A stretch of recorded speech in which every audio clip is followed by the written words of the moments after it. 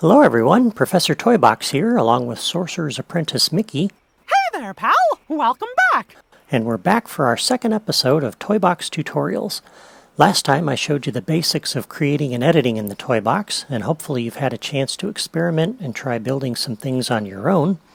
If you have, or if you've ever tried building anything in the Toybox, you've probably noticed that it can take a while to scroll through all of the toys in the Toybox drawers. There are many, many toys, and as you purchase new ones from the toy store or unlock toys with the playsets, the drawers fill up even more, and it takes even longer to scroll through them all. Fortunately, the Disney Infinity developers added a few tools to help combat this problem. First, they added filters, and if you'll notice on the upper left corner of the Build menu here, there's a little word that says Unfiltered. That's actually a filter, and it's the default filter that's applied. And on the Wii U, if we press L on the controller, that opens the Filters menu. And that has a number of other filters we can apply. So if we come down here to Terrain, for example, and we select that, we've got some different categories that organize the terrain pieces better and helps us find the piece we need faster. So these break that terrain drawer up into a little bit more intuitive subcategories that we can use. Well, what do you know? Awesome! Another good filter to use would be Toy Origin. So if there's a particular toy you're looking for and you're not quite sure where it is or what it's called, you can scroll through here. If you happen to remember what playset it came from, then you'll be able to find it perhaps a little faster. So these are all the different playsets and the toys that were made available through them, either by purchasing them in the toy store or unlocking them with an achievement in the game. Another good filter is the Decorations filter. Both the Plants drawer and the Decorations drawers are massive, and if you've ever watched me scroll through that in some of my videos, you've seen that.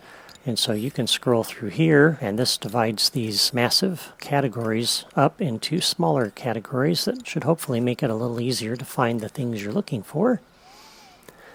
Second thing they added was a special set of filters called Custom Filters.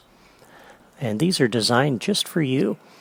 So the toys you use the most will show up in this drawer, and the toys you've used the most recently will show up in this drawer. And there's a third drawer that isn't showing up right now called Favorites.